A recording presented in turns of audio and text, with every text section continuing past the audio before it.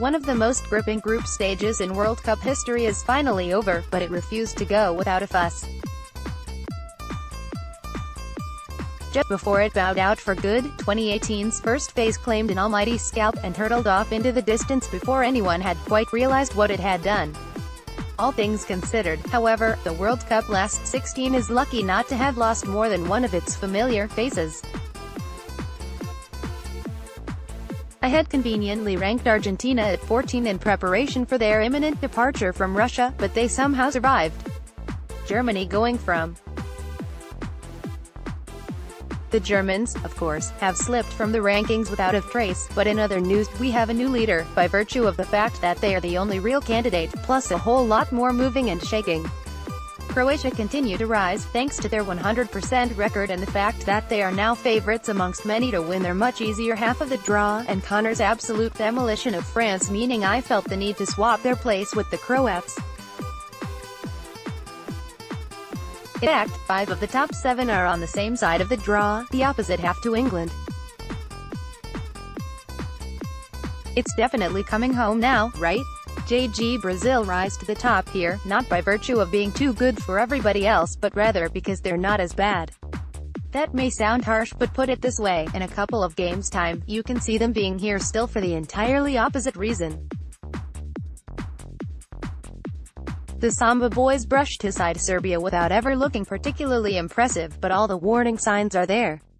They conceded just 1 goal in the group stage and, despite scoring just 5, their attacking threat grows with each passing game. Philippe Coutinho is in frightening form now, while Neymar showed frankly terrifying signs that he is about to well and truly burst into life. Mexico, who appear to have already peaked, are next up.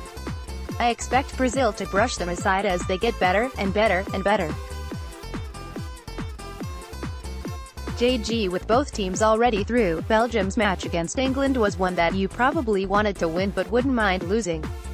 The game itself had a strangely subdued feel to it as thoughts centered on the implications and merits of securing top spot. Roberto Martinez did a Southgate and rested most of his star men to ensure that they are fit and available for when it really matters.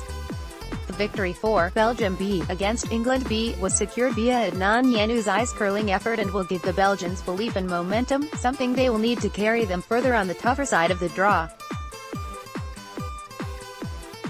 SC2 late equalizers in 2 separate games helped Spain to secure that top spot in Group B.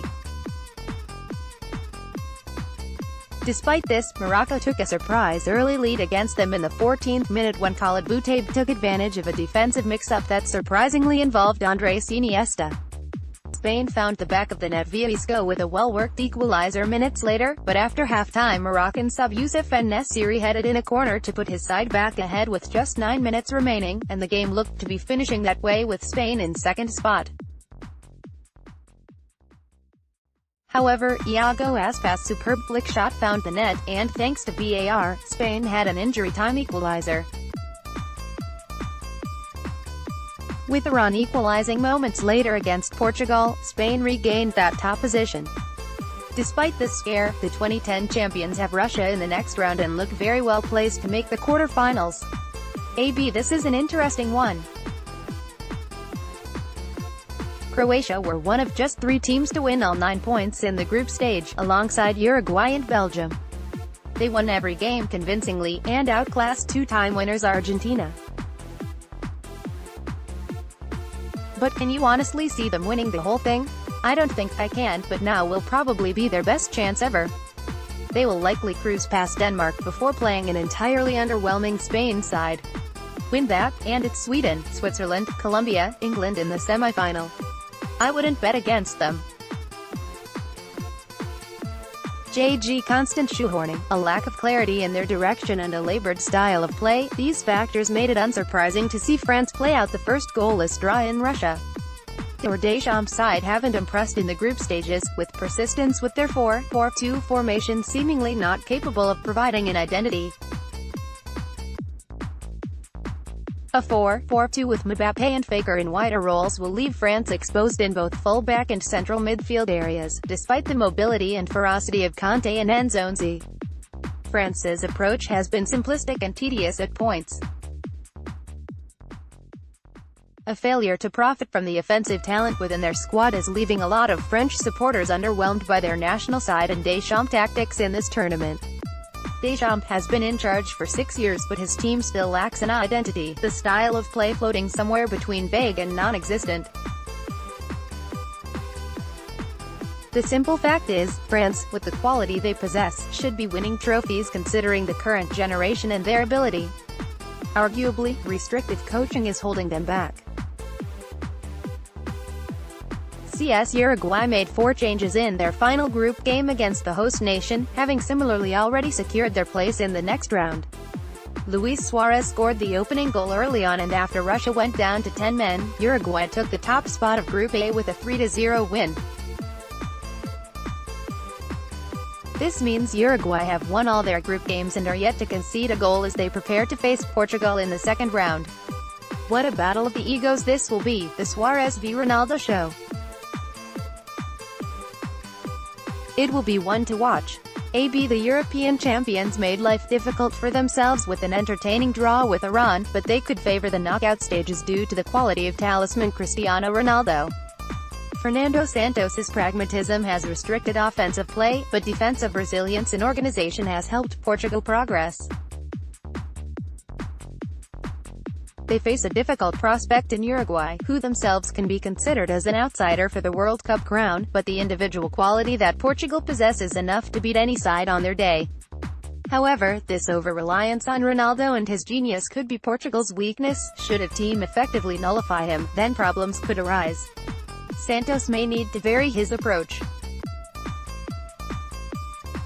CS, it's time now for the debate over whether Southgate was right or wrong to make 8 changes to end. Everyone has a slightly different take on it, but now we are where we are. Ultimately, Belgium's second string were just a little stronger than England's, but, as has been pointed out to me, by making the changes, Southgate has ensured defeat has had minimal impact on the belief of his key protagonists. Colombia, despite being dismissed as dollar hit by some, still have enough to trouble England, and hopefully Southgate will take their challenge more seriously. Having not won a knockout match since 2006, this remains a significant hurdle, but, in case you didn't know, PFFT, if England are successful, it opens up the so-called easier half of the draw. I wish someone had mentioned it. Much will depend on the fitness of James Rodriguez, on whom they rely a great deal, but still they'll have a massive support in Moscow, who will turn the Spartak Stadium into a little corner of South America. I say little, it'll be anything but, and it'll be yellow and very noisy. And having never beaten England, there is history there to be made for Colombia, who will be desperately hoping they can tap into the form they showed in their second game, when they demolished Poland. If they can do that, they can certainly trouble our boys. But, let's just hope this is the final type I'm writing about them. Lionel Messi has arrived. Kind of. It was a finish typical of the 5-time Ballon d'Or winner to give Argentina the lead over Nigeria, but from the moment his side took the lead on Tuesday, they didn't look at all convincing. If anything, in fact, the Super Eagles probably edged it.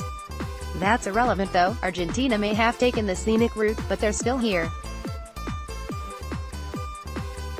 They have a France side that look uncoordinated, toothless, and not much better, to be honest. The winner will probably be the side that can get their misfiring front line functioning best. Personally, I hope Messi gets one step closer to his life's obsession, for this as much as anything else.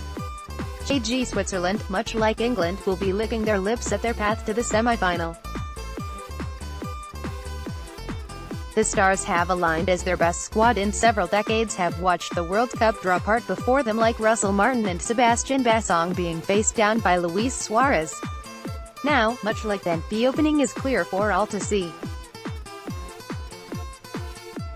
Switzerland are the highest-ranked team remaining in their side of the draw. In other words, if every game between now and the final were decided purely by world ranking, the Swiss would be playing Brazil in Moscow on July 15th. That probably isn't going to happen. Switzerland were lucky to beat Serbia, and couldn't beat Costa Rica, but with Xherdan Shaqiri and Granit Xhaka having successfully escaped a ban for political celebrations, victory over Sweden in the second round is certainly possible. JG. The Swedes put their last-minute heartbreak against the Germans behind them with an emphatic win over Mexico that saw them top Group F and set up a showdown against the Swiss. It was another disciplined performance from a well-drilled team, but on this occasion, they found their shooting boots and a cutting edge that had been missing previously. This is a team lacking in stars, but one which is organized, difficult to break down and dangerous on the counter, qualities that just might see them upset the odds again. 6 points from their opening fixtures put the Mexicans in pole position to top the group and avoid a knockout fixture against heavyweights Brazil. Perhaps the opportunity and pressure got to them because against Sweden they produced a horribly ragged and disjointed display which lacked any confidence or conviction. If it wasn't for an even more calamitous performance from Germany in the other match, they would be out. As news came through of the South Korean upset, the Mexicans celebrated wildly, but unless they can rediscover the swashbuckling form from their opening fixture, few would fancy Mexico to break their fourth-game jinx and qualify for the quarter-finals for the first time since 1986. The hosts were top of the group heading into their final game against Uruguay, having already guaranteed a place in the last 16, and with their star man Denis Cheryshev fourth place in the Golden Boot with 3 goals. Uruguay, however, put a stop to Russia's perfect start by beating them by a resounding 3-0. The opposition took the lead in the 10th minute, with the second following soon after when Diego Laxalt's shot took a wicked deflection off Russia's leading goal scorer. It really didn't look to be the hosts' day. Russia's comeback diminished even further when Igor Smolnikov was given his marching orders after a second yellow card. Edinson Cavani gave Uruguay a deserved third late on. This precariously puts the hosts into second position of Group A and gives them the hard task of facing Spain on Sunday. They will certainly need to put this game behind them and find their former form. If they do, could this be the shock of the tournament? As far as H. Harried and his players are concerned, this was mission accomplished as Denmark collected the point that guaranteed second spot in Group C irrespective of the result in the game between Peru and Australia. Denmark can now look forward to a last 16 tie against Croatia in Nizhny Novgorod on Sunday, and that was the only thing on the players' minds when they celebrated in front of their supporters at the end. Norwich City's link to Denmark through their head coach may result in a few eyes from Norfolk being cast on the Danes as they look to progress beyond the round of 16. Denmark haven't lit the blue touch paper in a similar way to Croatia, their opponents in the round of 16, but they will hope they can extract the quality from Christian Eriksen's boots in the latter stages and exploit the pace of Bjorn Sisto. The odds are firmly stacked against Denmark, but if they are to operate efficiently and exploit the talent from their main protagonists, then they could conquer Croatia. CS for the Japanese, to have qualified for the second phase is a massive result in itself.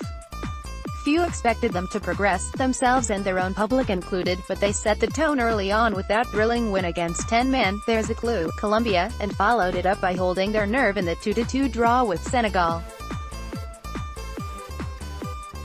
But it's hard to see them progressing to the last 8, especially with a fresh and rested Belgium side lying in wait. For the Japanese, this will likely be the end of the road. GG.